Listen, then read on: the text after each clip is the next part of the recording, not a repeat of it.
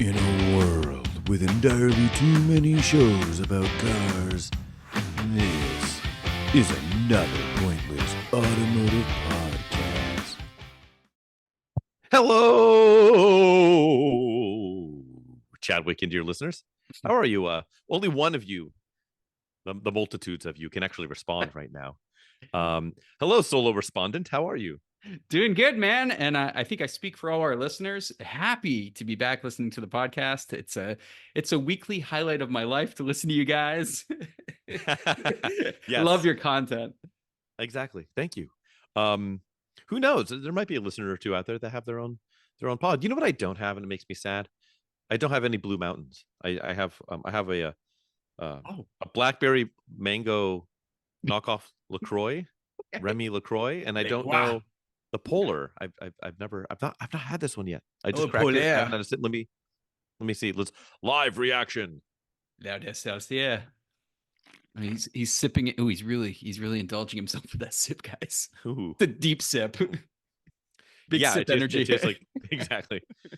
Yeah, it says it's a premium seltzer. I don't know. Oh, okay, fair enough. Anywho, outside of waxing poetic about naturally calorie free bubbly flavored waters, I wanted to discuss something a little bit different and venture into a different kind of waters, and that is not Roger Waters, not Ricky Waters, but the waters of building our own automotive brands. Ooh. Have you ever?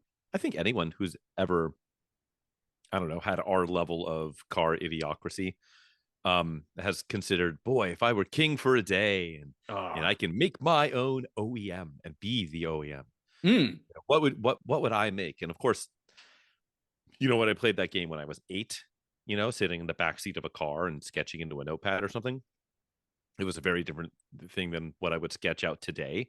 But if you were today in Mm. today's brave new world, um, create an OEM, What are the what odds? would you do? I'm today years old. Today. Wow, who knew? Exactly. Tomorrow, different animal, different Laid out exercise. perfect. But for today, what do you what would you do? What kind of would Oh. you just like be a badge engineering brand and just try and make something out of other bits and pieces? Would you start from scratch? Would you do the all EV thing? Would you do the all gasoline supercharged the demon isn't dead from my cold dead hands approach? Like Mm. what would you do, It's a sir? it's a tough question. If you thought I was gonna go all electric, get the fuck out. Just get the fuck out of the podcast. But seriously, dude, you skip John Waters, director of Oh, Pink sure. Flamingo, which is a movie I think would be right up your alley if you haven't seen it. I have Uh, not. I'm sorry, guys, but there's a scene. This is a really depraved movie, and this is depraved Oh, for good. me. And I grew up on Faces of Death, as did Frank. Hmm. There's a scene Explains a lot. where this is not even fake. A dog poops and he scoops it up and eats it in drag dress. I don't know what to say. That's all you need to see. Pink Flamingo, Pink John Waters. It's flamingo. a classic. I've seen it a few times. Okay, anyway, what were you asking? Back on topic. My OEM, Chadwick Yeah. Motors, if you will. And Frank, Oh, I'm is looking that at what you a would call it? yeah, Would you go fuck yeah. Chadwick Motors? Chadwick. And I would write it kind of like Ford, the fancy letters, because Here you go. fuck yeah, dude. Chadwick. Just Yeah. Wick. Big Wick. Oh, that would be like my truck line, right? The big Wick Hmm. edition. Yeah. Definitely. Yeah. Like the what is it? Is it the big horn? The big Yeah, horn edition. same. Yeah, as Ram. Ram. Yeah. Get your big Wick The wet. I don't know. the thick Wick edition. Yeah. God damn it, dude. Mm. So yes, okay. So we've established there's a truck line, the thick Wick. Yeah, What else? What else are massive, you? massive truck line. So Mhm. five finger approach here, just like I fist myself. I'm going to break it down Somebody has to. into a multitude of vehicles. What I think would cover, five vehicles is pretty small. But then again, there's a lot of automakers out there with 3 or 4 vehicles that are just clones of each other in different sizes, and we're not going to do that bullshit because we're successful OEMs. So I'm going to start off boring and then get a little more exciting as we go. Okay. I think in this marketplace, you cannot exist without some form of crossover SUV made just for Sure. hauling people around, just for like soccer moms to drive most of the time alone in a big up vehicle. What do you want to do about a crossover to make it cool? And that's a solid question because it's hard to stand out in the sea of everything the same. Hmm. all modern SUVs. Like I think someone did like that side profile of white SUVs of every Right. automaker, and they all look the goddamn same from the side. Yeah, this is the same like wind tunnel algorithm program or whatever has designed them all to Right, have like that jacked up same. hatchback that's stretched out a little bit with weird angles everywhere. But we're gonna go. This is our volume mover. This is our high end, not high end, but our like highly selling product. So I want to go boxy, even though this isn't an off Hmm? roader. I still think the boxy style is coming around. I think it still looks good. And I, of course, in my OEM, I'm gonna bring back some of those retro things we like from the '80s, especially.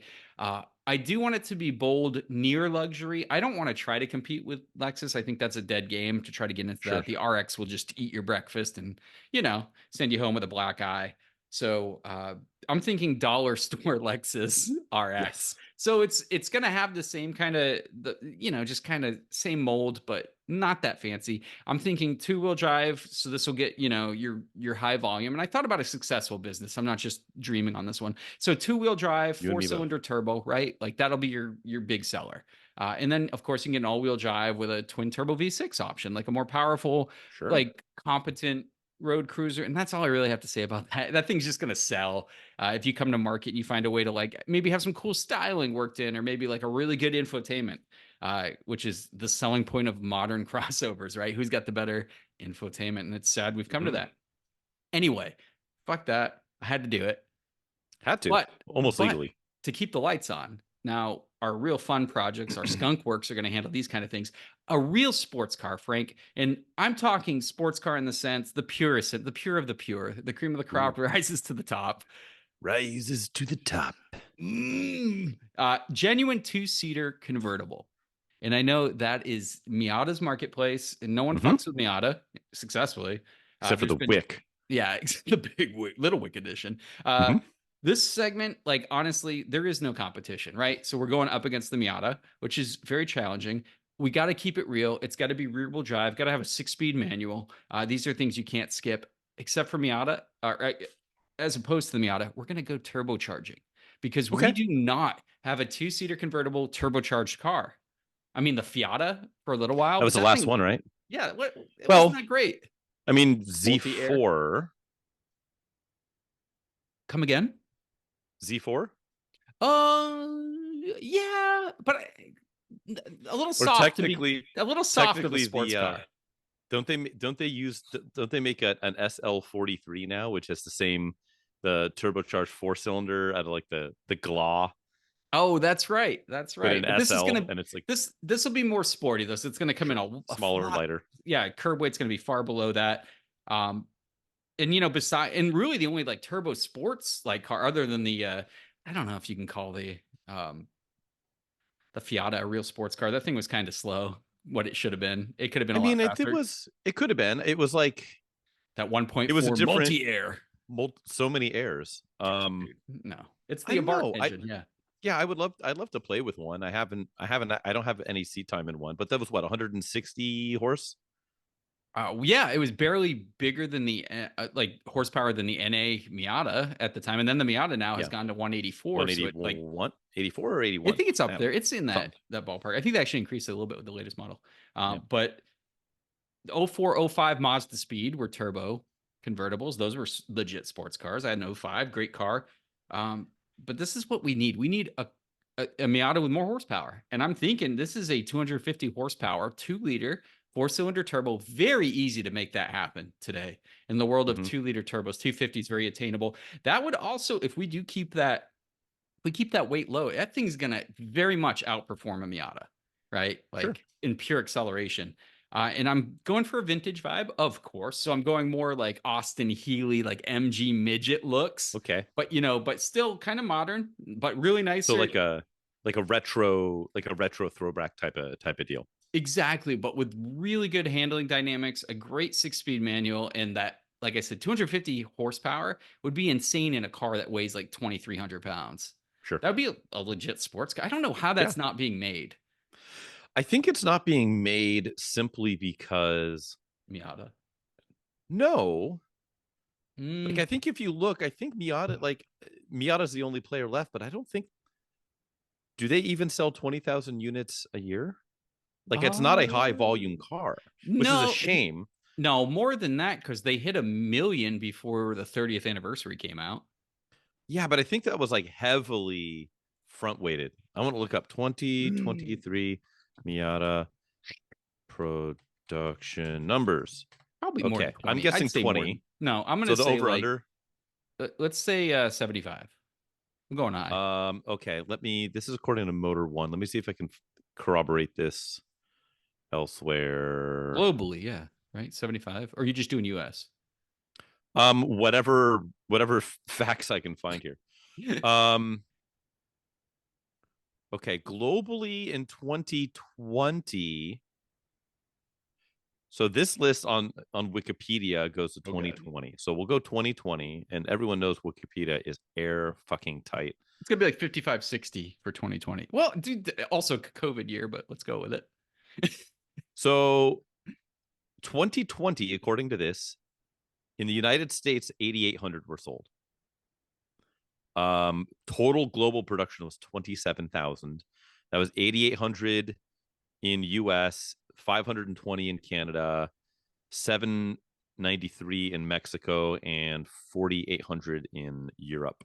The other Interesting. thing I saw that for last year, US sales went up 50% in 23 over 22, and they sold 8,973. So just under 9,000. And that was a, Damn. if that was a 50% increase, that means they were selling what, I had no idea it was 6,000 that before. low. Yeah, that's wild. And so, and they are like the only, and that's what sucks is it's one of those things where it's like, well, Americans don't buy wagons. It's like, Mm, well, do they not buy wagons because nobody makes decent wagons? Or is it, and that's why there's just no good ones to buy? I mean, now, Or right? do Americans not buy wagons? But What's an maybe affordable it's the same wagon right thing, now? What do you're like I'll get an RS6. No, wait, let's get the E63 AMG. It's like right? what do you get for an affordable wagon now? That's Um, new.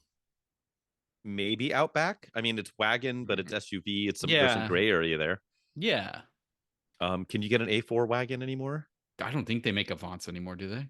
I don't think I've seen Well, a they modern do. Avant. I mean, like kind of similar deal. Like I know they make it in the all road trim, Yeah. A little different. right? And so, yeah, I don't know. They're making a WRX sport wagon for Mexico. Did you Mhm. see that? I think I looks did. awesome too. Yeah. Yeah, it's awesome that we won't get it. Okay. Yeah, so Well, I don't. So I'm thinking the same about. I think that's why they don't do I'm super surprised, convertibles, but I which is a shame. guarantee, yeah, But I maybe guarantee that's when it. the NA came out, I guarantee those numbers were up in the 50K a year. Oh Um, yeah, no, that's what I mean. I think those were numbers were front loaded. So let because me they just hit a click back million to where before I the was. 30th, because that was a big deal. He says, Yeah. 1990 globally they sold 75,000. okay, so that's the only one I 91, care. 71,000. My numbers are skewed to the only ones I care about. But Yeah. honestly, I think a genuine sports car, and this is like it wouldn't it'd have that retro look, so it wouldn't have that like. And I still think the Miata has that kind of feminine, image. Like to own a Sure. Miata, no, it is an absolute sports car. I've owned quite a few of them, but I think it still carries that stigma. I think with this car, with the power plant and with this, a turbocharged engine putting out decent horsepower and going with that cool retro, very like vintage styling, I think it kind of wins over some folks. Now, price point's going to matter, so I want to keep the cost down, but still, just really good performance. And I think you need to have a real sports car in your lineup, or go to Mhm. hell. Like honestly, See you in uh, hell. off-roader time. I think, and here's your big Yeah. wick edition, right? But Ooh, you need swing it. something because I think big boxy SUVs are popular. I think that's something really cool, and you can Very go much the vogue right now. right, and you can go super like high end and like put a ton of features into it, and the price can creep the hell up. So it could be like an $80,000 SUV, or we can do what I'm doing in like a back to basics. I want something that undercuts like a Rubicon even, but offers some really good off-road credit. And it is not a mall crawler at all. This thing's really meant to be a truck. It's a truck first and foremost. We're talking body on frame. We're talking removable rear roof and targa top. I want it to be like vintage four-wheel driving. And I don't want it to be expensive. I want it to be approachable. And I think that's kind of missing from the market. Like, can you go out and buy like an off-road adventure SUV for a cheap price? Like, even a base Bronco is kind of pricey. You know what's funny? I saw I've not really been that into the new Bronco since it came out. Mm. Yesterday, I saw as base base model of a newer Bronco Two-door, that you can 2.7 see. turbo. Two door, I assume it was. I didn't, but it Mhm. was fleet white. It had a hard top. Mm. That was about it. Fleet white, black hardtop, unpainted black grill, unpainted black trims, steel wheels on just street tires. Yep. Um, and I was like, that's actually pretty cool. Like The two-door. It's I'm the pretty two-door yes. It was a set of KO2s with the white lettering out on a away white truck. Yeah. on a white but base model. And I was Yeah, like, hell yeah. dude, that looks good. If Like that had the because the six-speed manual in it, Mhm. that's money. Yeah, and that's Hell those yeah. ones are I'm torn on like is that the one to buy like now because it's kind of will depreciate, but I think that base model with a manual two door four by that one is probably going to lose the least amount of money on Mhm. all of them. Maybe Braptor aside because that's the Halo piece, but like Love the just Raptor. the other one, four door, whatever big whatever edition. It's so much less appealing to me Yeah. than the stripper model poverty spec steel wheel. It I mean, looked it looked killer. I was I like, ah, s I said it before, like, two-door SUVs, man. Boxy SUVs with 2 doors, it's just something about it. It mm-hmm, just it's like my Trooper, when I see the four-door version, it just does not look as good. That two-door, absolutely perfect, and it's because these things grew out of pickup trucks, which were traditionally two-door affairs. yeah, And dude, I agree with you. I would get one in that kinda slate blue and get mm-hmm. some either, like, crap, like, off-roady bronze wheels or, like, matte, I think they gunmetal called that. wheels. I think that was Area 51 was the name of that color. Such a cool color. And then like get some like, I don't know, gunmetal or like those like bronze wheels on it. Jack it up just a little bit and Mm-hmm, have fun with it. Get the manual. Fucking that's a hell of a, and I get the removable roof because that's just badass. So that's kind of what we're looking at here, my friend, is just, a vehicle like that, like hose down the interior, a mm-hmm. Honda Element style, but it actually can be hosed down. And I just want it to be very focused for off-roading. I don't want it to be like a fake off-road vehicle, like a mall crawler. I want this thing to have like locking diffs and old school Sure. technology. Come with off-road tires is the only option. And I think what we have to do is drop a V8 into it. I Ooh, think okay. all the twin turbo V6s are cool and stuff, but there's just something about an old lumpy V8, kind of like I don't know. There's just something about having a V8. I don't Have know. you seen? So to speak very much to that is, and I know we've talked about when it rolled out on paper, anyways, the new Lexus GX, Oh, which lovely. has the twin turbo V6. It's finally there's a good looking Lexus GX, Beautiful. and I've seen some people post about them on Reddit where they're like really into it and they're like, oh yeah, I'm gonna get one, and then they either finally get their delivery or they take one on an extended test drive and they're like I've heard a lot of people say like that they're kind of let down actually Hmm. by the rig because of a couple of things like wind noise with the roof rack and like kind Oh, of persnickety stuff like that. yeah. But a lot of people being like it it feels so much less substantial and it's not doesn't have nearly the same feeling of like just solidity and just smoothness compared to the old V8, compared to the Yeah. that that 4.6 that was in it forever. Um, and it's just people are like, oh, I'm kind of let down by it, which is a shame because I think that it's a decent power plant that they have in theory. It's in The everything hybrid too, the right? hybrid Like the turbo V6, RX yeah. is in there, everything's in there. But the thing is true, like you said, though, the new GX is built on the same platform as the new Land Cruiser, as the new Forerunner. They're all sharing that same Mm-hmm. size, which is like for the GX, that's fine because I think it is the Land Cruiser Prado, if I remember correctly, which Yeah. is effectively the Forerunner. But the biggest critiques I've heard is the Land Cruiser being that smaller size now. That's the only Land Cruiser we Mm-hmm. get. And we're used to the Land Cruiser being the big daddy, right? Like three row Well, now, SUV, just well, you can still get it. It's just you have to go the biggest of daddy, and you got to get the LX 600. yeah, Is the only way to get unfortunately. it. And it's like not as off-road capable as the LXs of the past. It's definitely like lower down. It's like way more luxury than before. Mm-hmm. Whereas the traditional older LX, like the LX 470, was effectively a 100 series Land Cruiser, straight up. Um, But yeah. So I kind of want to be like just like that Bronco you said. Come in, Hmm. have a two-door, four-door variant, but I want to put a lumpy V8 in there. I think V8s, I love twin turbo V6 numbers. The performance looks good. It's like the Raptor. I'll take a first gen Raptor over the new one because the Yeah. V8 off-roading a V8 with that low down torque and that very predictable power curve. Hmm. I'll take it. And it just seems like it's going to go a lot longer. So my off-roader is going to be like that. It's going to be a V8 more like a Land Cruiser versus a Mustang GT. It's going to be a Sure. not a super revvy, good like power down low kind of car. And we are on car number what is this 4 at this time? I Yeah. need a GT car in the lineup, Frank. Ooh. Okay. Chadwick Motors isn't just about sports cars and off-road and family hauling and No. all that kind of No. boring stuff. Gotta Uh, sop up some miles, huh? yeah, dude, we want something nice. This will be our flagship, if you will. And we don't have good super sedans anymore. And I want to Nope. bring back the super sedan. I'm talking V8 power plant. We can use the one from the other one, but tweak it a little bit so it's higher compression, better revs. That way, we're sharing engine platforms in the Chadwick lineup. Uh, Rear wheel drive, and I think on this one, buddy, we strap on a supercharger to make up that horsepower deficit. Because Ah, when you you have had a me at lumpy, strap on. yeah, when you have a, I usually do. Hmm. You have a lumpy V8, you can add a supercharger on there, and it's a whole different world, right? So we now have a GT car, plenty of power. This is. Do I put a manual gearbox in? Hell yeah, we do. We do have an enthusiast spec model that comes with a manual gearbox. And my target design on this car, Frank, is something that's near and dear to my heart. The Aston Martin V8 from the 80s.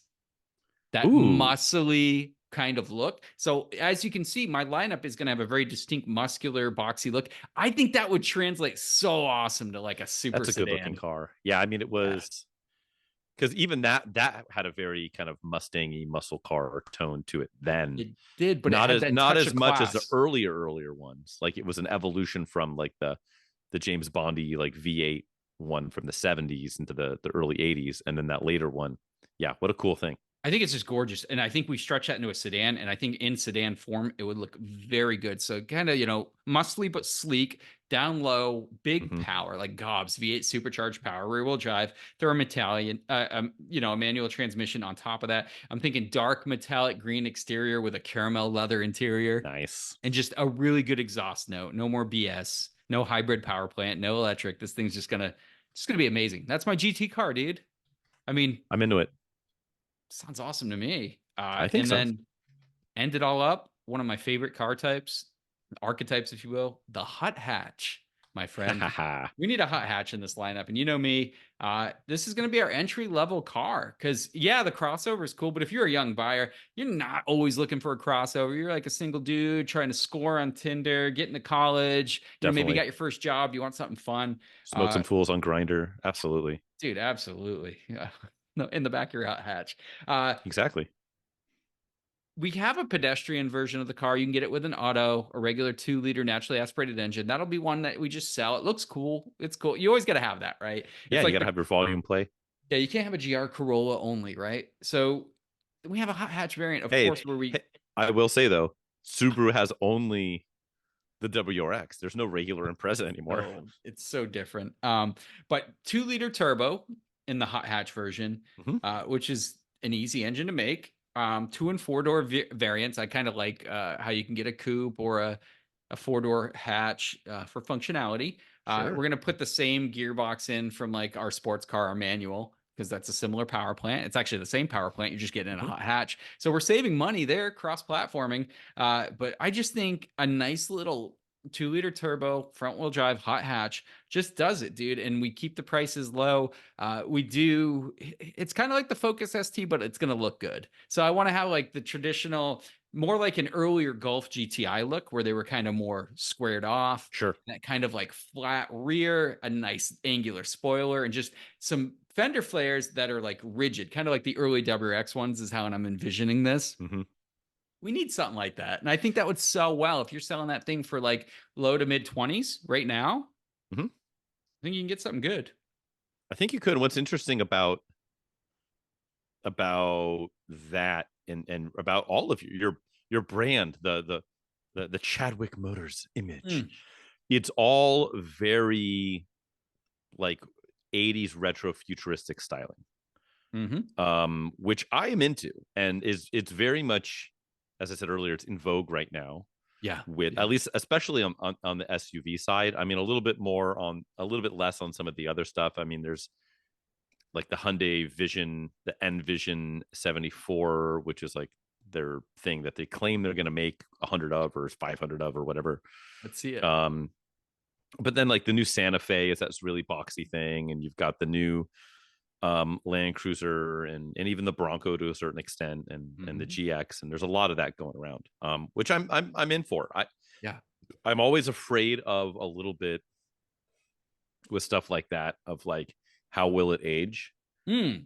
because I think back to the early 2000s when that stuff was in vogue, right? And you had like the HHR Ugh. and the PT Cruiser and the SSR, but then also things like the you know, the facelifted the '05 Mustang, and then you had the new Ford Thunderbird reissue. Some of that You is, always skip the Mini Cooper on this one, man. And that one is a or the Beetle. successful retro, right? Yeah.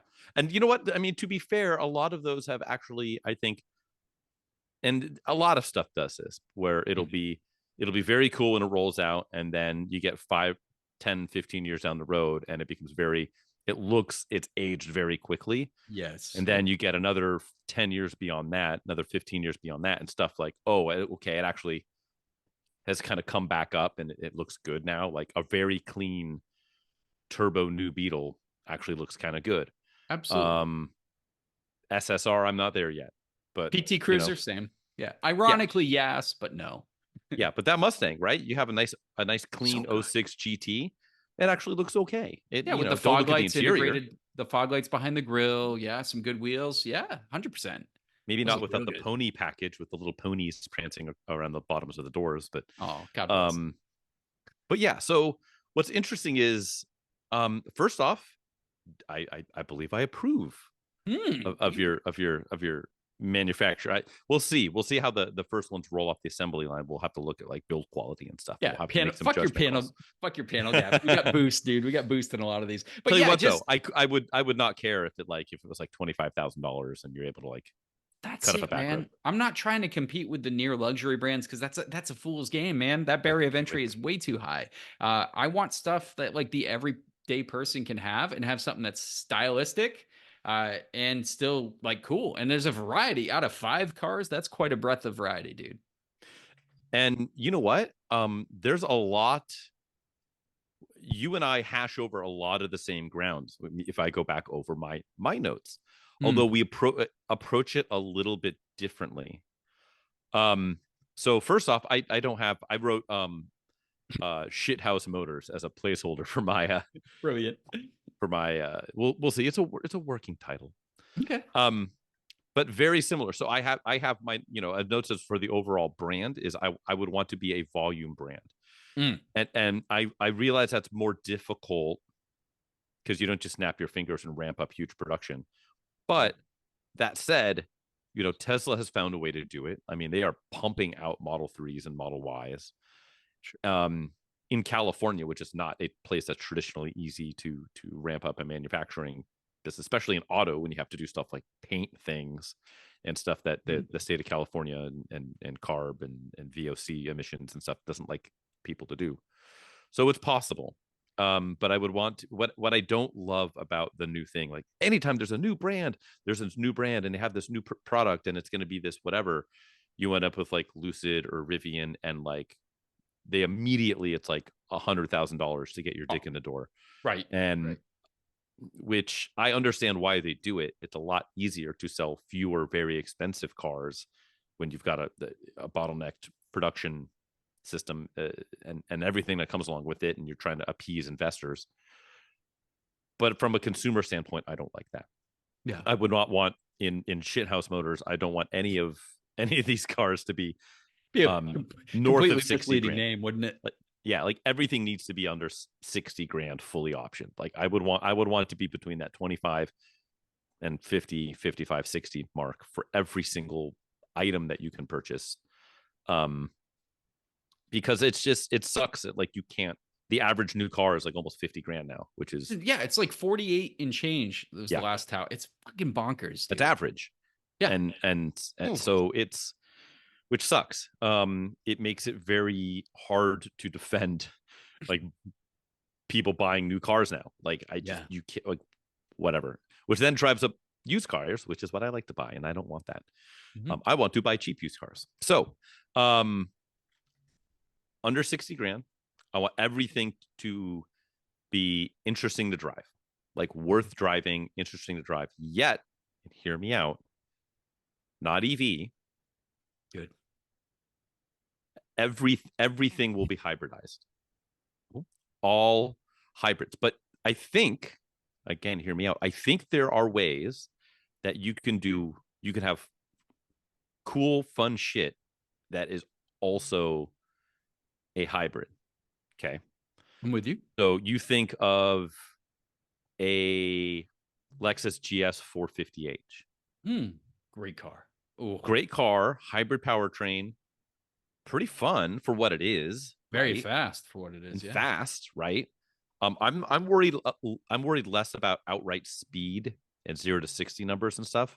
Because Mm. if you just want to like point at a 0 to 60 number on a piece of paper, just go buy a Model 3 Performance for whatever it is, 63 grand, and go faster than God intended, and then you're I fine, thought you. right? Like, Whew, I thought you were gonna tell everybody to get the fuck off the podcast again. If you're just no, curious about 0 to 60 times, get the fuck off my yeah, podcast. see you in hell. No, the It's our theme today. exactly, Get the really fuck good. off. All three people just collectively Get stop fucked. listening.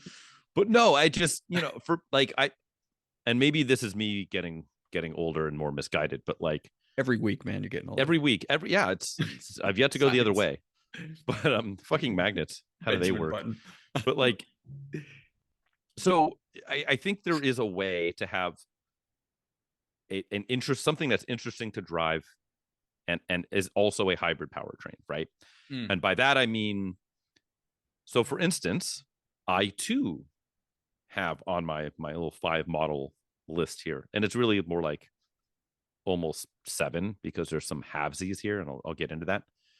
Um, I too have a lightweight convertible sports car. Oh, The way that I've envisioned this though is it's as much a convertible 2-seater sports car as it is a tried and true commuter, right? So think of a day, think of the 80s, right? When you had Toyota launches the MR2 as a fun, fuel efficient, 2-seater, lightweight, tossable commuter car based off Corolla parts. yep. And Honda did the same thing with the CRX. And Pontiac tried but failed to do it with the Fiero. Mm. And you had stuff like the Escort EXP, which was a half-baked attempt at that same thing. Yeah. And what was it? You had there was a Chrysler Omni OM10 or something, which was a 2-seater coupified commuter. There were bad offerings. Shadow convertible too at the time. Yeah. There were bad attempts at it, and there were good attempts, like the CRX and the MR2 being chief among the good examples, right? Agreed. Honda CRZ. I love the thought. I despise the execution. We all love the thought of that car, but boy, It just didn't hit. yeah, Like yeah, it you can get wasn't a couple fast of enough. Wasn't you can good get enough fuel economy. Yeah, yeah, it got 30 miles a gallon and it was slow and it looked good, but that and it yeah.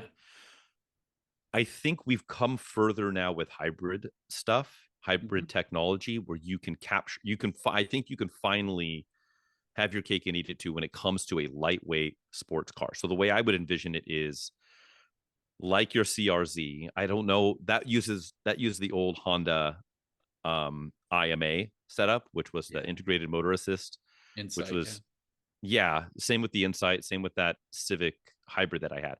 I don't love that exact setup, but I think with modern stuff now that you can do a way where you can still have a manual and a hybridized system. Now, whether that means you have a buzzy, a small displacement, call it like a 1.5 liter NA motor, 160 horsepower, real spinny, 8,500 RPM red line Oh, motor, right? yeah. 160, like you can do that, and then have a hybrid system that maybe then powers either the front wheels or the rear wheels, depending on how you want to break that out. I would think probably gas to the rear, electric motors in the front, a pair of smaller hub motors. You can do some torque vectoring and stuff, and some really fun stuff. And with a small battery that doesn't need to bring a lot of weight to the party, you can have the motors on, you can have them off, you can have them like a sport mode where it uses it torque vectoring to pull you out of corners. You can do like a pure mode where it just turns all that off, and now you just have a rear drive 160 horsepower, 180 horsepower, real Oh, revvy little thing. You can put it in commute mode and just full hyper mile, use the hybrid stuff as much as possible. I think there's something that can be made there that will make the convertible sports car and then also a coupe slash shooting brake version of the same thing. So think Z3M and Z3M coupe type, where you can have this commuter that gets good gas mileage, is still fun to drive, and use the hybrid system fully to the advantage of both the sports car part of it and the commuter part of it. And now you have people say, oh shit, this thing gets whatever, 40 miles a gallon, 38 miles a gallon, and it's fun, and it uses these small front end hub motors that maybe give it a 40 horsepower bump, nothing crazy. up to 200. Yeah. I think that could be kick ass, and I think it would sell. Yeah. And so that's what I would have. I would have that hybridized lightweight sports car. I don't think it's going to be 2,300 pounds like yours, but if the system adds 500 pounds, I can live with that and have a 2,800 pound killer commuter slash fun car. Convertible slash coupe would be dope. A shooting brake version of that would be killer. To mention back to your, with that same thought and that same kind of ethos, you mentioned a GT car. Yeah. I like that same thought, but instead of a GT car, I want to keep my lower price base here. And I want to bring back the junior executive sedan. Yeah. So think like your TSX or that G20 behind you. I currently own two beautiful junior executive cars. Think, sizing wise, I would say size of maybe like an E46 chassis 3 series. Good size. You have it as a sedan, you have it as a wagon, maybe a coupe. I don't know. I don't know if I want to go. I think I would probably just do a sedan and a wagon. Love it. Yeah. And similar ethos, right? Have it be fun, have it be a little buzzy, and lively. You probably need something a little ballsier than 180 horsepower 1.5 liter, but yeah, if you have a 2 liter that's doing 220, but now you've got an extra 60 horsepower kick on the other end of it. If you have it be lively and bubbly and have that hybrid component, that, like, my wife's daily driver, her Highlander hybrid. It's an 07 of a Gen 1 Highlander hybrid. It's not fast, it's not lively or bubbly, but it can, for what it is, it can get out of its own way. It's far quicker than she needs it to be, because it's roughly 290 horsepower. Yeah. And the hybrid part just drives the rear wheels, and the CVT, unfortunately, and the V6, it's got torque, it pulls the front end. And so have that, but with a more spicy, bubbly motor. Everything's NA. I'm not doing turbocharge this or that. Not that I have anything inherently against turbocharging. I'm already adding complexity by having a hybrid system. Right. I'm not going to add additional complexity with turbos, and I don't love the idea of turbos getting hot and then turning off for a little bit, cooking some oil in, and then back up and then off, and then I don't. Yeah. I'm trying to keep it NA and bubbly, and I'm sacrificing torque because I'm having this real spinny motor. But guess what? I've got a hybrid system to punch it in the balls, and get it going. So I'm not worried about that. If you will. Yeah. Torque fill. So yeah, I'm going junior executive. Mm, Um, remember we were talking about wagons? of course. I want a mid-size. I'm not doing a mid-size sedan. That's the one thing that I think is weird about all of like the new. You have Lucid and you've got the Taycan and you've got Model S and Model 3, and it's just like all of these EV manufacturers are going to save the world by making sedans that nobody's buying. Right. Um, and so Rivian, I think that's where Rivian did very well. They were very well served to start off with a truck. Um, but yeah, I want a mid-sized wagon in both regular form and slightly more rugged outbacky form. Mm. But what I think I would differentiate them a little bit more than just like you have like the what do they have? They have like the Volvo XC90 and then the XC90 Cross Country, where you Yeah, just get yeah. some cladding and it's like 2 inches taller Sure. and you Yeah. get a different badge. And now it's a new model. It's like what I would want to see here would be V6 powered, some heavy. These are heavier cars, so I would want to see a more robust hybrid system with a slightly bigger battery. Maybe you can plug them in, but I want the lowered one, like the more standard one, to be a sports variant, right? Mm. So think of an '05 Legacy GT, Love it. Yeah. and then when you have like that car's lifted wagony equivalent, which would have been the Outback XT, Yep. because of the hybrid system you're working with, you can tune. I think you can do some system tuning a little different, right? Where you can give it a little bit of a bigger battery, and maybe it's more of a torque bump on the bottom end. So when you're in like a rugged terrain type scenario, I think you can give the feel and the driving dynamics a little bit of a different differentiation between like, hey, there's a sporty wagon, and then here's the the Outback competitor. The I want a wagon, but I want an SUV. God, I can't make a decision. So here you buy this thing instead. Yeah. Um, so I'm looking at that. Real quick aside, you Yeah. mentioned Outback XT, right? That was the Yes. wagon legacy. It was a legacy. Outback was based on a legacy at the time, Mm-hmm. and they had a wagon, had the hood scoop and everything. Did you know? And I didn't know this until I actually saw one. They made an Outback XT sedan. I I saw one in Are you blue. sure it's an XT? Because It I know they made the LL Bean, no, which had the this six is cylinder, the 3 liter. no, this is was a 2.5 turbo, and I thought my Spec B was the only hood scooped legacy sedan. The Outback XT sedan had that, and it had the And cladding. the regular GT had a hood scoop too. Yeah, sorry, yeah, yeah. Yeah. But that's what I mean. It was a Mm-hmm. turbocharged legacy. It had all the cladding too, but it was a sedan. I've never You sure ever somebody didn't build that? no 100%. Like somebody took the I SUS, looked, the so I like, SUS. so I literally was in shock and looked it up, went back to a computer and was like, Outback Sedan XT. And it was rare. And they made like a few hundred of them. And I saw one, and I think you could get it with a manual, like the XT wagon. And I think that's the There's like 10 of them. craziest.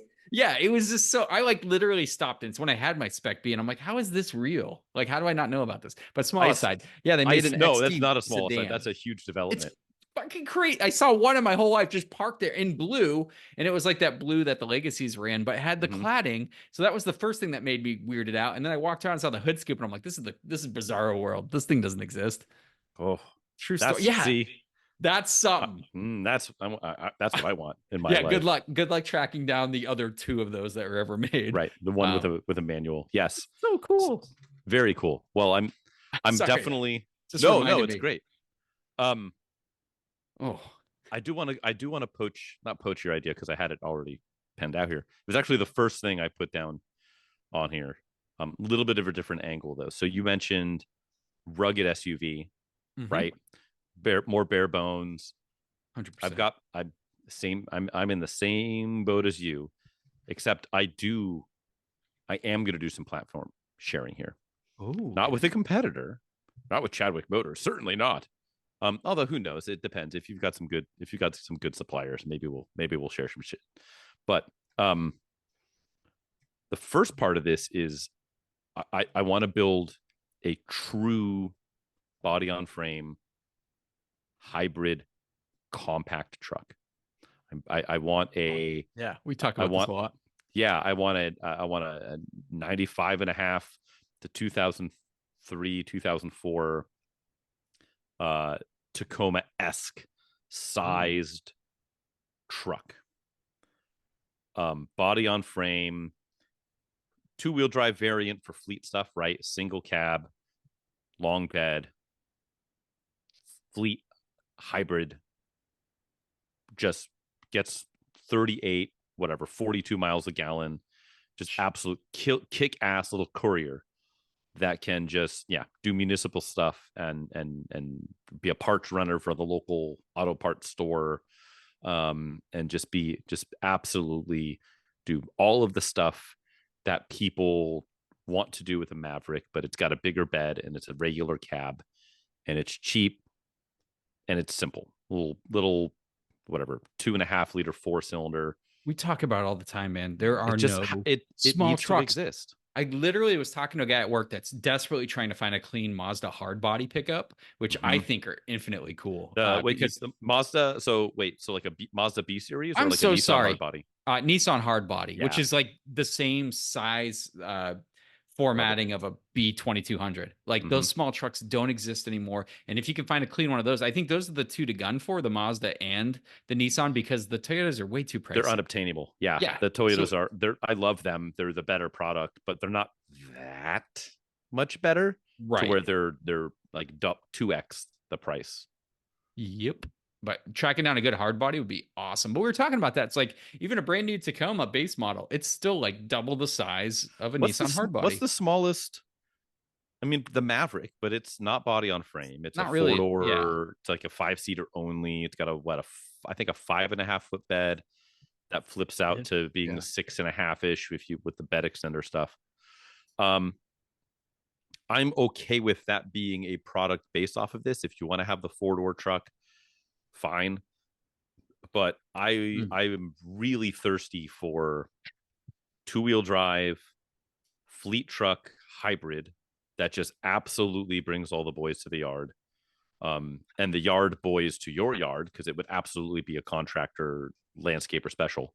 Yeah. Um, and then do a 4-wheel drive variant as well. That's you can tie in more hybrid stuff to that, right? You can do a traditional 4-wheel drive with like a hybrid assist, have it tie in almost like a reverse PTO. So maybe it just ties into the transfer case, and you've like, I think there's a cagey way to do it where you can have like a more traditional 4-wheel drive system with a hybrid assist Mm. motor to get all of your. I don't know. There's got to be. I think if you I can Would you pen it make out a and would you have an make a engineer single call me an idiot. would you make a single cab version bench seat? Because that's what Absolutely, we want. That is what we that's want. what we want. Yeah, and it is. And with the trucks, if to keep cost down, I don't have a manual. I'm okay with that. Okay. Um, for me, Mm. manual in a sports car is absolutely the way to go. In Yeah. a truck that you're going to be trying to do towing with, or you're going to be trying to like, I mean, that's I don't, fair. I Yeah. don't need a manual in my trucks. It can be nice sometimes. It's a good way. I just drove just a couple hours ago. I drove a 13 Xterra Pro 4X with a 6-speed, which is kind of fun. Oh, nice. Um, Yeah. but if it was an auto, I wouldn't be pining for a manual. So, however, just like you mentioned, the for my fifth model here, that would have been a fourth for my fifth model. Just like you mentioned, the hard body truck. What spawned off of the hard body truck? Well, that was the original Pathfinder, Yes, and sir. I would very much take that same recipe again. I'm trying to make everything be absolutely under 60, hopefully under 50, and probably starting under 40 for every single thing I've got here. Um, I love it starting under 30 if possible, but Mm. you got to share some bits and pieces. I'm trying to be a little bit realistic here. I like it. And Toyota did it, Nissan did it. I mean, Ford did it with the original Bronco too, Yep. and even the original Bronco and the Blazers and all that. Those were all SUVs and compact SUVs that were based off of trucks. You ended up with Hmm. a 2-door one off of a truck and a 4-door one, and I would do the exact same thing. platform, share it with my little courier, because of, I think the side effect, the positive side effect there is you get a lot of good, like, rugged elements and cachet by doing that, right? You can say, oh, it's more rugged, it's body on frame, it's the only one that's like a throwback to these, the second gen, third gen forerunners that everyone is super sprung for and pays big money for. Right. You can capture a lot of that same soul and save a little bit of money by making this rugged hybrid off-road. Yeah, it can be boxy, kind of like what you're cooking up. I'm Hmm. cool with that. Lean into it. Yeah. Get decent gas mileage, be able to show like, hey, hybrid system can work off road. I mean, that's what Toyota's doing a lot right now Hmm. with their stuff.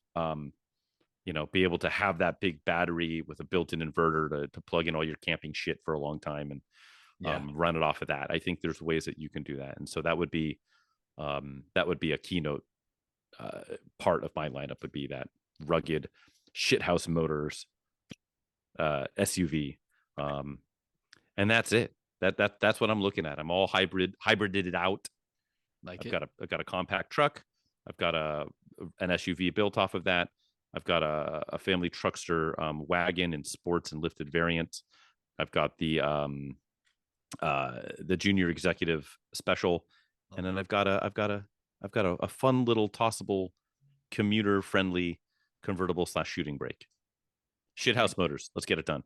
Fully approve of your lineup. You've got something literally for everything. And I think that's Mm-hmm. important. You still have a brand, everything's hybrid powered, which is Mm-hmm. like a theme. And Yeah. I'm a huge advocate of hybrid power. If you've ever owned like a hybrid vehicle that you've used to get from point A to B, it just makes more sense, dude. You don't have to have the power infrastructure. You don't have to plug the damn thing in. It literally Fight the power for powers one. itself, and you get the amazing fuel Mm-hmm. economy with that.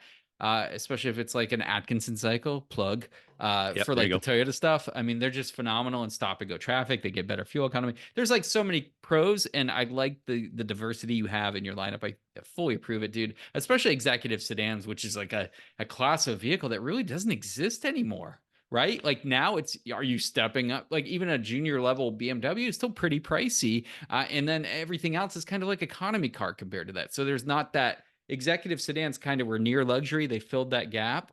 And I thought they I did it mean, well.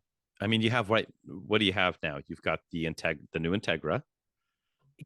More sporty than junior executive, but Kind of. yeah, I mean, I think junior executive has always had a little bit of sports it angle to it, has. like But the I like the think, original IS and stuff. But I think yeah, the maybe Integra, not maybe I not don't the know, Type S. The Type S might be like the spicy variant, but I think the spicy. standard, like the Maybe. A spec, or what are Well, they they had calling it like now? the ILX for a little while, which was basically a fancy Civic. That was kind of their junior exec afterwards. Yeah, But yeah, the TSX really never got a great replacement. yeah. I think the new Integra is the closest thing that they've had that's a reasonable replacement. That's fair, yeah. But Infinity doesn't have anything. I don't know. No, Maybe one the of IS is dead. the G Kind whatevers. of. Yeah, There's the IS IS. 500, which is that's Yeah, yeah. It's if good. It's cool. not But cheap. yeah, there's some interesting stuff. So, anyways, somebody Perfect. yeah, give us a huge endowment. Sure. And we can crank these things out. Chadwick I and said Shithouse crank and Motors. endowment in one sentence, and Hmm. I'm already regretting it. Anyways, that Is was it time? productive, but it is time Yeah. actually for our print ad quiz game. And I think I'm the victim this week, so I'll go ahead and R. bring our victims up to speed while Frank Yeah, pulls from the library of the horrible car print library. ads to plague me this week. So what this little game is again our automotive print ad quiz game show. That is a trademark name. Don't try to use that. Mhm. We have 80s, 90s, early 2000s cars are available. And these are the print ads, folks. We're going to be reading periodicals, magazine ads, and these are from the time before internets, if you will. Most of them. There is some post-internet stuff here, very early. But Frank's going to read the ad, omitting anything that gives the car away. I get 3 guesses to figure out what the hell he's blabbering on about. Whenever I fail, he's going to help me out, hopefully, or send me one of those like really cryptic hints that makes me more Mhm. confused, makes me doubt my sexuality mostly. But Mhm. we're I gonna mean, most things go. do. This show gets weird, guys. I don't know what to say. Let's get weird. I'm sorry, but Let's you get came here for weird. the weird. We're gonna give you the fucking weird. And then Frank, just let's go. I got 10 minutes or some bullshit. Frank, let's go. This is some obscure car no one knows about, but we'll still figure it It out. might be. Let's see. All righty. This is a one pager. Okay. It's a bright advertisement. So the car is at the bottom, clad in red. It's our favorite front driver side quarter angle shot. The wheels are turned. The classics. The whole car itself is at maybe like a 15-degree angle. It's got a little Dutch angle thing going on. And then it's in like a white void, but above it is a yellow box with a bunch of script in it and some like kind of grabby letters. Okay. It then says, take a break from predictability and check out the new blank. It's kind of a breakaway everyone needs, and just the car that will grab you. A car packed with just about everything. Oh, sorry. Right, there's an Epstein Island joke right off the rip. Exactly. Yeah, right. There always is. It's like all the conspiracy theory people that are like, oh yeah, the Illuminati is communicating to us and dropping hints in pop culture references and stuff. It's the same thing with Epstein Island with these ads. A car packed with just about anything your mind can imagine, with an incredible sound system for those times in life when you must crank the volume to the maximum level and sing like a rock star, and marked by an available 6-disc CD changer, where you'll get every bit of control over whatever you choose to listen to. Then there's the optional remote keyless entry, so you don't have to worry about fumbling with your keys. Let's not forget the handling and intense power. With solid suspension, you've got a firm grip on the road. And under the hood is a kickin' 130 horsepower engine. There's no need to hold back, so snap on that safety belt. Hold on to the wheel and be ready to get up close and personal with your fun side. You're driving the new blank, starting at $12,995.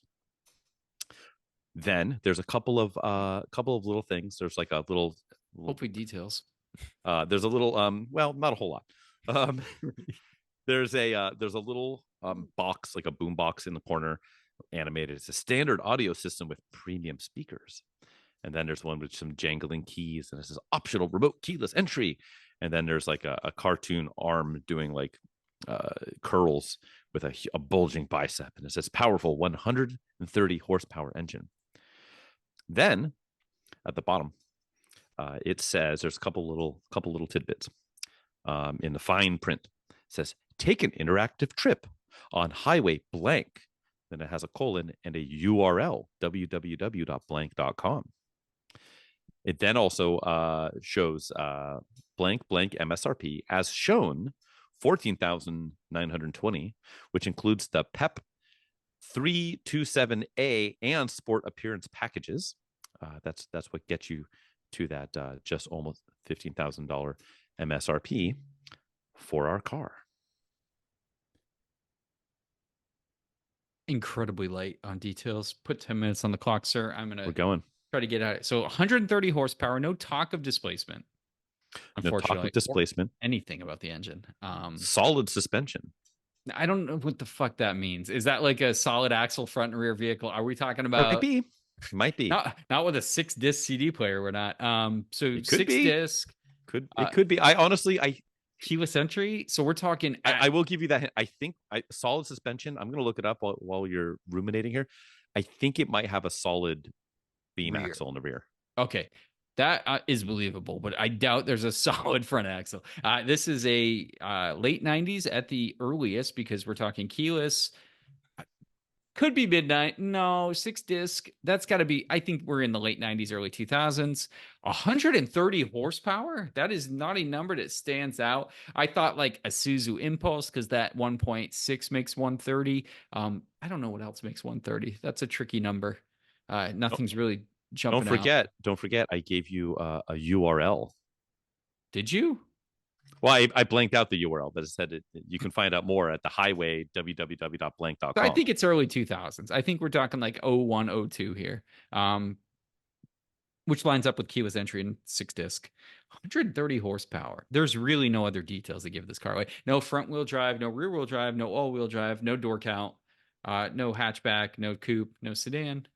I'm trying to find Nothing, a Frank. You're giving. diagram here, the rear suspension on this thing, and I just can't Okay, this is extra weird. So figure out how solid this is. there's nothing, man. You haven't given me anything to work with. 130 horsepower is all I know. Could be all-wheel drive, Um, could be rear-wheel drive, could be front-wheel drive, could be a hatchback, could be a sedan, wagon, motorcycle. I don't know. This is tough, Frank. it's not a motorcycle. Literally, I know nothing but the CD count. Um, what do what do Hold I on, do? let me tab back over it and away from. Let's see. Also, if it does have a solid rear axle, that's weird. But it could. I mean, it could. It sounds like kind of an It's economy car. it is, and it could. That price point in the early 2000s, but you're still like way better than a Nissan Versa at I'll that give you price that. point. It is a two door. I don't think it said, but I will tell you it's a two door vehicle. Two-door only, huh? Um, Oh God, here in we yeah, go. in this Okay. guy is yes. Oh fuck. It is two door only. In this variant, um, Yes. early 2000, 130 horsepower is low for the early 2000s. That's a low number. Mhm. Good Lord, Frank. Um, six disc cute. There's no hints of its. I really didn't pick up any, vibes that it's a domestic versus import. There's really nothing that gives it away there. Boy, dude, what was the first tagline again? Take a Take a break break. from predictability and check out the new blank. It's the kind of breakaway everyone needs, and just the car that will grab you. It was marketed towards the Utes, Yeah, I picked up on that. I mean, what was the price again? The entry level. starting at 12,995. I mean, it's low, but it's not like bargain basement low, right? For a new car. So I don't know, man. This is tough. I guess, two-door variant. God, this is tough. I'm thinking it's like an economy car. So I'm thinking something funish. I'm going to take a stab in the dark. How about Okay. a 2002 Suzuki Reno? Final answer. I wouldn't I be. love I love the poll. Come on, dude. I think Um, that is 130 horsepower too. we'll have to confirm that. I will confirm that it is unfortunately not what we are looking for You know today. what I'm It is talking not. about, right? You mean Rio or Reno? Reno. They made this Reno. hatchback for 2 years Mhm. and it had 130 horsepower. It was cheap. Uh, It is not the Reno nor the Rio, nor is it anything from the continent of Asia. so it's. Can It's we not rule at out? all. This is still not enough. Can we rule out Europe as well? Is that going to be okay? Um, Keep it domestic. I'm trying to think of what 130 horsepower front drive European. Yeah, it is. Domestic. It is domestic. A two-door domestic. Hmm. In the age where you can send someone to a website For to 15 find out more grand though? 15 for grand. less, for 13 grand, Yeah, but still, what a twelve nine Versa was ninety like five. nine. You get a Versa for nine. Yeah, Two-door, Frank. this is decidedly sexier than a Versa with solid suspension. And then this is the hardest one we've ever done. This is the hardest. I have nothing to work with. So it's domestic, 130 horsepower, potentially a solid rear beam axle setup, Potentially. six CDs, um, coupe, two-door. Hmm. Suzuki Reno was such a good pull, dude. If that was it, that would have been fucking grand slam walk off. But We just just quit quit the the game game. show. Yeah. Guess Suzuki Reno with just the horsepower, guys. um, Frank, this is good. This is a good one. Boy, Trying to think if I can. I fucking don't know. I highly doubt this is rear wheel drive. I'm gonna go ahead and say that this is like I economy think we've box. basically, yeah. If I'm thinking it's a solid beam axle in the rear. We're not talking like a Mustang GT budget car. This is a. But then again, I want to say like there were like Chevy Aveos and shit like that, but those weren't that expensive. I think a Chevy Aveo never cost over 10K new. Unless they did. Fuck, who bought one of those? It was like the most like toxic interior material car ever made. I just I remember think, that yeah. fun fact, right? Hmm. I've Um, driven one of those with the 6-speed, and it was hot garbage. it's a horrible It car, was dude. undrivably poor. Yeah. Kind of like the early Rios, the Hyundai Rio, not the Reno. The Reno was No, sweet. no. Jesus, man, am I gonna have to take another stab at it? How That about first the? one was a good pull. I'll give you a hint here, and I don't know if this will talk, but I remember specifically on these, there were two option packages. You can either get the hot or the cool, and there were two different That's confusing. No, it's not more option confusing. packages that you could order. Like, oh, do I want the hot or do I want the cool? And I don't remember which one. Like maybe one came with power windows, the other one came with power locks or something dumb. But I I don't think we're talking about like a Pontiac Sunfire or anything because we've already done that. Um, so that one's out just by that. But I was wrong about a car we did before, but I'm pretty sure we did Sunfire, almost 100% sure. I don't think this is a Geostorm would be fucking awesome to say because that's 130 horsepower and two door, mhm. but not at this time period. We're off by a decade, almost a decade. Yeah, about a decade.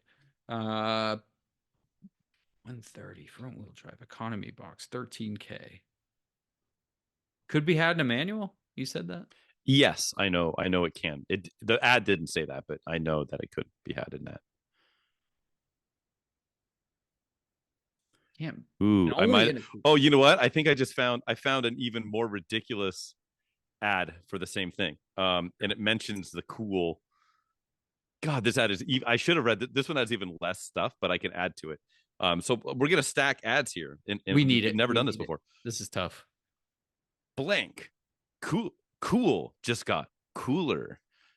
Introducing the Wheels and Tunes package.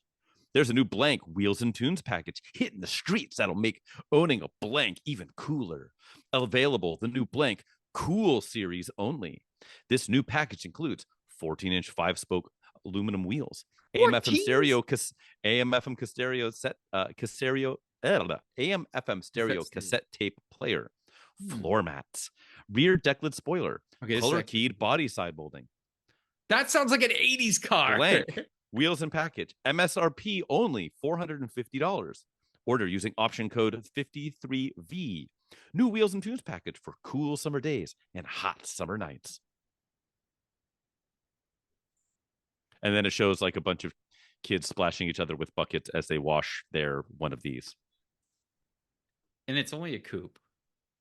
I Dude, every one of these ads that I can find for this car is like more and more ridiculous looking. dude, Grab life by the wheel. California action heroes. The new blank. It's just a blast to drive. It's solid, very tight in the handling. was that was that a translator? That's exactly how it reads. How much time do I have left? This is You've got roughly 30 seconds. okay. So take a guess of some sort, and then we Pontiac can. Sunfire. It is not the Pontiac Sunfire, but I would say it is a pretty well a direct competitor to the Pontiac Sunfire Coupe, but by a different member of the, not a GM product, so a different member of the big three. This is too much. I don't have enough info, dude. Coupe, I'm assuming front wheel drive economy box, coupe, 130 horsepower. Nothing that differentiates itself other than a fucking tire package and body match cladding. And it said cladding without being Pontiac, which is already a sin. Molding. It was body match side molding, not cladding. Mm-hmm. Dude, this is gonna blow my mind if it's early to that its website.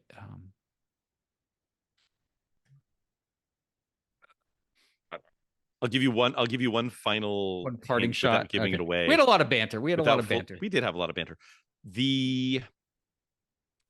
Okay, so it is a blank blank, right? So like when you had there was a Toyota Celica, and then Mhm. eventually that they had the Toyota Celica Supra, right? Sure. And then you also had like they had the Toyota Camry, and then you eventually had a new model that was based on the same thing, but they made it a two-door and they called it the Camry Solara. Solara, right? Yes. This is something akin to that by a domestic manufacturer in the world of econoboxes. And it's not Pontiac, you said. It's Did you not say not Pontiac. GM or not Pontiac? That's not GM. It is not a Okay. GM product.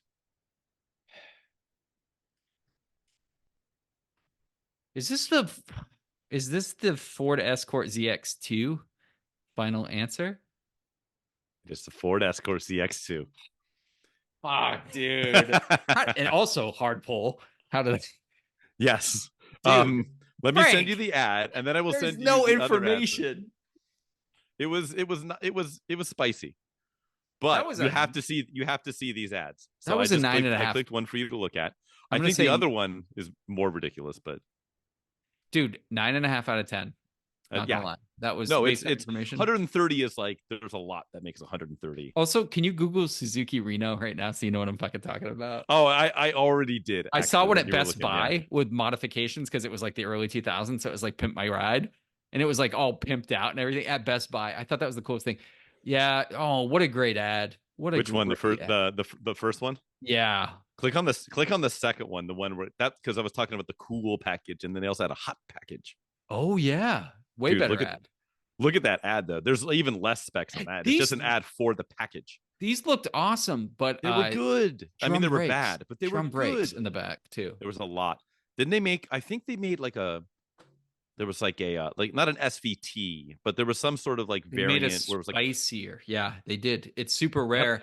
it had like 10 extra horses. It wasn't like But this particularly thing had 130 horsepower. The fucking Escort GT, the one I love, had Mhm. 127 and a Right. Mazda built engine. It was like so Oh, it was much a better, better. way better motor. Yeah. Yeah, and suspension and gearbox and Did you because it click on had the third? independent Did you click on suspension. the third ad I sent you? I know this makes great radio as you looking at ads, but Doesn't that look like that looks more 90s ad it does with the. for sure. It's very solid, tight in the handling. Grab life by To the wheel. That's cool. Mhm. But Okay. yeah, it's. I think those cars. They look good. They look good in the right light and then in the right angle, and then other times you see one, I'm like, man, that's the ugliest car ever made. I wish Um, I think I could stump anyone with Suzuki Reno. How did I pull that one right out of the I got problems, Frank. it's okay. We'll keep our eye out for an Escort ZX2, the SR or whatever. I think that was the spicy one.